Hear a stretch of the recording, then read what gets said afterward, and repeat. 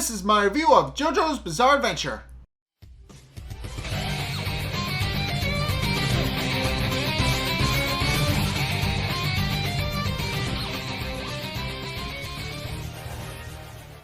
Okay, so in this episode, we actually learn a bit more about Formaggio's team. I'm not gonna list any of their names because they introduce them all at once. And obviously they're going to be the baddies for the next couple of weeks. So I'm gonna or at least for the next couple of episodes. So I'm just gonna set them up. I'm just gonna kind of introduce them as it goes. But there is one that I will bring up who's introduced in this episode, and he's the only one I know how to name. So I'll just get to him. But but we also learn a bit more about how Narancia's Aerosmith works. And more to the point, how Formaggio figures it out while fighting against him with Little Feet. And the two just slowly working out how each other's stands work, so they can actually fight back against one another. So it starts off with Narancia noticing that Formaggio has actually disappeared, and begins to get ready to go search for him using Aerosmith, but quickly realizes that there's a very large group of people gathering who have since seen Narancia's outburst and subsequent shoot up of the car, and realizes that he actually does need to recall Aerosmith, and he does, and in a very cool way, might I add, because Aerosmith obviously is an airplane. So the way Narancia actually recalls it and brings it back to himself is by basically he T-poses with his arms. He just forms a T-pose, and then he just uses his arms as a runway for Aerosmith to land on, and then it disappears. So it's a very cool and very neat visual. So it's definitely one of my favorite ways of how a stand is summoned and desummoned by its user. With him summoning it by using his arms as a runway to both summon and make it go away. So it's very cool. It's just a neat little thing that I like, and it doesn't really play much into the overall episode, but I just thought I'd bring it up because it's a really cool way to summon a stand. But in any case, Narancia quickly realizes that he just simply needs to get back to the group without being spotted, but starts noticing that his shoes aren't fitting. His knife is a bit too big, and he can't actually reach the steering wheel of the car. And initially Narancia believes that none of it is his stuff, and believes that it's all disappeared, which Formaggio even mocks him a little bit for, pointing out that he's clearly that stupid that he doesn't realize what's actually happening. But eventually Narancia does indeed figure out what's going on, and eventually realizes that he is indeed shrinking, and that it is indeed his stuff. And realizing that he's now no longer able to actually get back to the group using the car, he instead realizes that he needs to find a payphone to actually call them and let them know what's up, pointing out that he's obviously not going to be able to get back to them on foot, so he needs to let them know. And as he's kind of doing that and kind of working out what's going on, it is around this time where the group actually starts to notice that Narancia is indeed taking a while.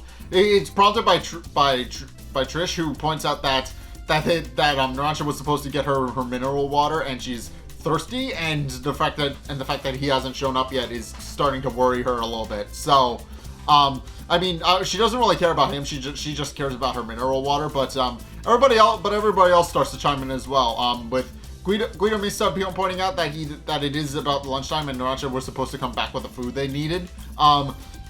And he points out that while he can go a little while without food, he has to feed his Sex Pistols, or they'll stop working on him. And even Fugo even points out that he probably should have been worried about it, pointing out that this was exactly why he didn't want Narancia to go by himself. But Abacchio then points out that it's not exactly Fugo's fault, and that he needs to just drop it. But Fugo points out that is exactly why he wanted that it was because of him something happened, but he trails off before he can actually finish it and stops himself. And Jiro notices that Fugo kind of trails off and is curious as to what he's talking about. But in case, back at the main fight, Narancia is trying to get into a payphone booth to actually try and find a payphone so he can actually call the group and let them know what's up. But quickly becomes it's a pay booth inside a building. But he quickly realizes that the automatic doors aren't working. despite his best efforts, and eventually he realizes that he's actually too light to set off the sensor on the floor. So he realizes that he can't actually set it off because he's too light as a person. But then points out that he really has no choice because he needs to call them and let them know what's going on. So he decides instead to get a running start and jump on the pad instead, which does set it off.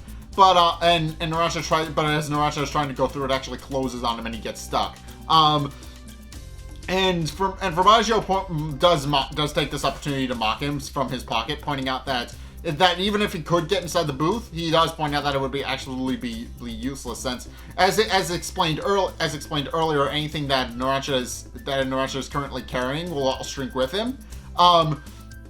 Case in point, his shoes and knife got too big, whereas everything else that he's wearing slowly shrank with him. But Narancia but he does point out that because of that, his wallet has actually shrunk as well, and because of that, Narancia is not going to be able to use the payphone because it's not going to accept his money because it's, well, too small. It's no longer a standardized coin. It is now so small that the payphone will no longer accept it. But that doesn't stop Narancia, and he eventually summons Aerosmith to actually blow open the doors so that he can get in, and then also uses Aerosmith again to actually blow open a payphone, the collection bin, so that he can actually get the coin he needs to actually pay for the payphone. Which with Formaggio being a little bit impressed and pointing out that and wondering if Narancia is actually smarter than he lets on. And by this point, Narancia is so small that he's literally the size of the payphone. He's like his head comes up to where the receiver is on the phone. And he's as long as the payphone itself. And eventually Formaggio realizes that if Narancia does successfully call his group, that he's going to be in big trouble, since obviously if the group knows that Formaggio is after, and the rest of his group is after them, that it's going to cause that they're eventually going to double down their efforts, and he and his group are never going to have another opportunity to go after Trish. So he decides to use his little feet to cut the wires connecting the receiver to the rest of the phone. At which point Narancia realizes that Formaggio is actually somewhere nearby, and starts looking into it to try and figure out where he is, and actually summons Aerosmith to actually help scope him out. And Formaggio does notice this, but points out that it's probably useless, and points out that Narancia isn't going to find him, but realizes that it's only a matter of time before Narancia actually shrinks down to so small that Formaggio will be able to deal with him effortlessly, and then proceeds to just hunker down in Narancia's pocket until he's able to actually shrink Narancia so small that he can actually just squish him and torment him like a little cockroach that he claims he is. But it's at this point where Narancia realizes that Formaggio is actually inside his pocket, which catches Formaggio off guard, since he has no idea how Narancia actually found him in his pocket. But in any case, Narancia then proceeds to pull Formaggio out of his pocket and holds it to present it to Aerosmith for Aerosmith to blow up and kill. And Formaggio realizes that he's in a bad state, so he pulls a ballpoint pen out of his pocket and then proceeds to re-enlarge it using his little feet, which then propels him out of the building and behind a stop sign. Although Narancia does lose him a little bit, and also is a little annoyed that there's a ballpoint pen in his hand now. So he then proceeds to keep looking for Formaggio and figure out where he went. And Formaggio points out that it was indeed a close call, and that if he hadn't done everything I just explained to you, he would have easily gotten caught. But he points out that there's no way Aerosmith is going to find him where he is, and points out that he just needs to keep still until Narancia shrinks down small enough. But then Aerosmith finds him again, which catches him off guard because he literally just hit himself. So he proceeds to try to escape Aerosmith, and eventually winds up under the car that Narancia used to go collect groceries. And in the process, he actually cuts the tire to actually propel himself into the sewer, where he can more easily hide. And he points out that again that's a little close. That was a little close, but he does need to figure out how Narancia is actually tracking him if he wants to actually face off against Aerosmith. But it's at this point where he notices there's a bunch of rats and a spider in the sewer as well. And eventually Aerosmith shows up again and starts shooting up the sewer. With Formaggio actually falling into the water and actually getting stuck and starting to weigh his options as he tries to defend himself against Aerosmith with Little Feet. At which point we actually get a flashback about how his team actually came to start investigating the boss in the first place. So as we find out, in this flashback, we find out that Formaggio's team is actually a Hitman team. As we find out, Formaggio and his entire group get paid to assassinate people that the boss doesn't like, or rather assassinate people that the gang needs to just get rid of because they're problematic. And case in point, Formaggio uses his ability to assassinate a politician by putting a car in his drink and then enlarging it once he gets out of Formaggio's range. And it works. It blows him to smithereens in a rather gruesome detail, and it kills the person he was with. But in any case, Formaggio and the rest of his team go back to their main headquarters where and it quickly becomes apparent that the group is just annoyed because they only make about 20 million lyre, which isn't really a whole lot when considering the fact that it's split 9 ways between the 9 of them. But as they're working, they actually notice that 2 of their members, Sorbet and Gelato, are actually nowhere to be found. And also, this is just a recurring thing with the rest of the group. They're all named after food. Formaggio is obviously named after cheese. Gelato and Sorbet are named after frozen desserts. And also may or may not be a couple based on how Formaggio describes them in the flashback. But in case they point out that they seem to have gone missing, and they point out that that's particularly odd. And also the narrator also goes on to explain that they only exist as an assassination group, and that's why they don't make a whole lot of money, because everybody else gets to go through the drug trafficking and a whole bunch of other things that are very lucrative, and they are just on standby in case the boss needs somebody killed. That is their entire job description, and that's why they decide to look into the boss in the first place, because they want to find out who he is so that they have some sort of leverage over him so that they can actually blackmail him into giving them more money. And it doesn't work, and for good reason. Because eventually Formaggio does find Gelato killed in his own apartment, having been tied up and having suffocated on his own gag. And notice that a note that just says punishment, and also notes that there's a lot of blood on the counter, but only sees Gelato. He doesn't see Sorbet at all.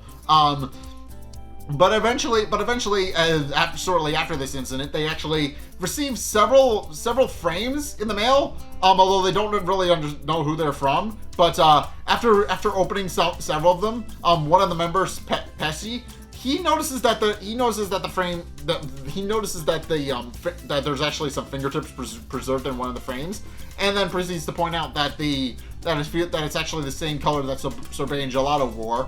On their fingernails. It's the same color of nail polish, and eventually, after putting it together, after putting all the frames together, they quickly discover that Sorbet was cut into pieces and then preserved inside the frames, which is morbid as hell. And the group quickly puts 2 and 2 together that Sorbet was killed and chopped into pieces in front of Gelato, who then suffocated himself on his own gag so that he wouldn't have to share the same fate. And it's at this point, after mourning the loss of their friends and comrades, they never try to go after the boss again, but until they find out that Trish existed. At which point they go back into it full swing and try to find Trish so that they can actually figure out more about the boss. Although as established earlier in the last episode, Trish knows nothing. So they're kind of just barking up their own tree, as it were. But again, back of the main fight. Eventually, Formaggio realizes that Aerosmith seems to have left him alone and wonders what's going on. and then proceeds to poke his head out of the water but holds his breath because he hears Aerosmith coming after him.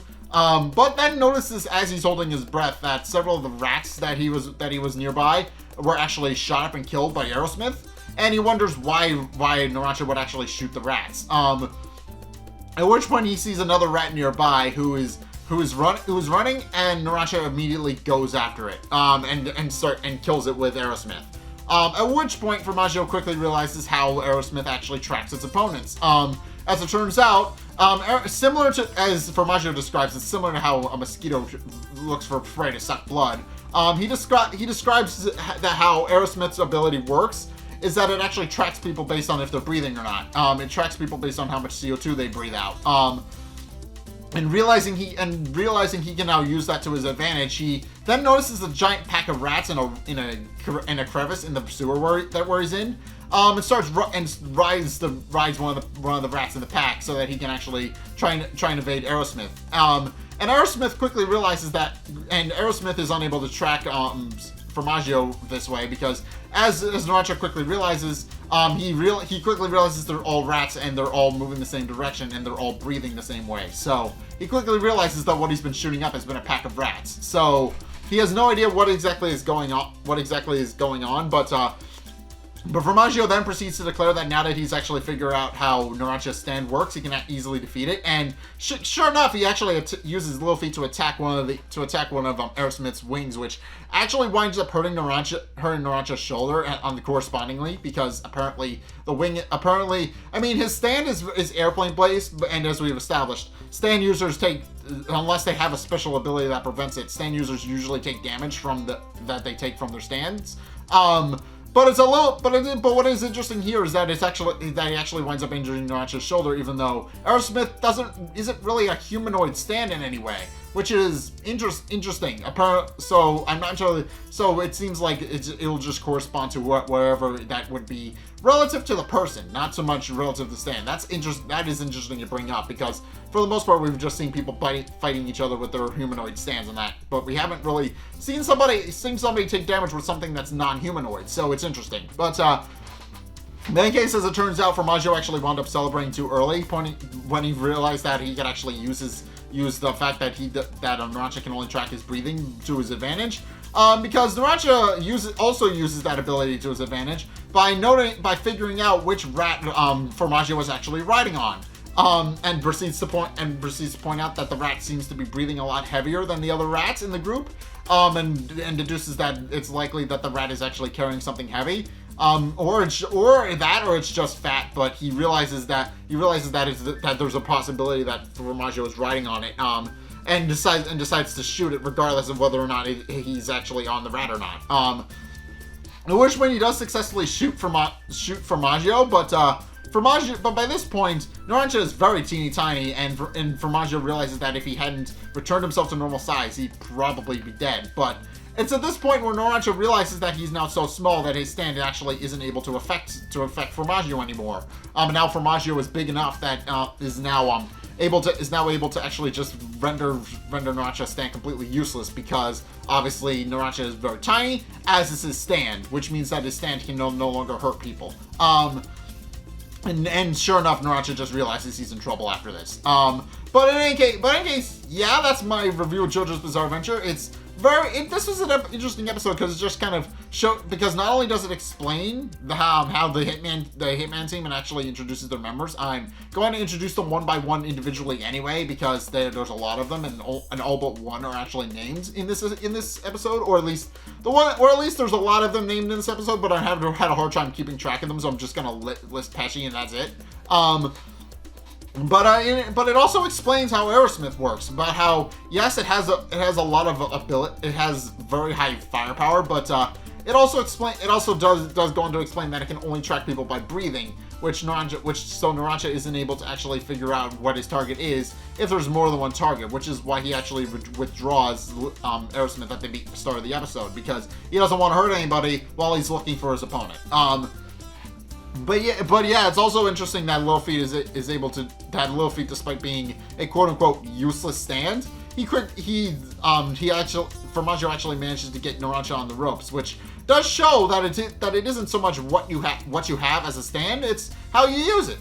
Case in point, he actually comes up with a pretty formidable strategy to take down Aerosmith and Narancia when it quickly becomes apparent, and even self-described by his teammates, that his stand isn't very powerful offensively. So yeah, it's just interesting. It's just interesting seeing somebody who isn't really good at fighting actually find a way to try and come out on top. But in any case, that's my review of JoJo's Bizarre Adventure. What you guys think? Let's get a discussion going in the comment section down below, or over on my Discord server, link in the description. Anyway, thank you guys so much for watching. If you enjoyed, be sure to like, comment, and subscribe. Also, be sure to follow me on Facebook, Twitter in the description below. Be sure to check out my Patreon in the description below as well. It's only a couple bucks a month. It does help me out, and you guys get access to a bunch of cool perks. I'm always saying thanks. So be sure to check those out in the description below as well. Also, what else? If you want to see more content from me, then be sure to check out my Twitch down in the description below. I stream every Sunday, 2:30 Eastern Standard Time, schedule permitting, or unless I need a break like I did last week. And I am trying to fulfill a requirement on that, so if you guys want to go follow me over there, be sure to do that. I need 50 people. There's about 8 of you that are over there, so just go follow me. It takes like 5 seconds, and you guys will actually be able to see the streams when they happen. So just go do that. And also, if you want to see even more content from me, then be sure to check out the videos linked in the end screen. The top video is the most recent one. It may or may not be this one. Whereas the bottom video is a video recommended to you based on what you've already seen. So if you want to try something new, or see more of what you like, then be sure to check both of those videos out. But regardless of whether or not you do any or all of those things, thank you guys so much for watching, and until next time, I'll see you guys in the next video. Peace!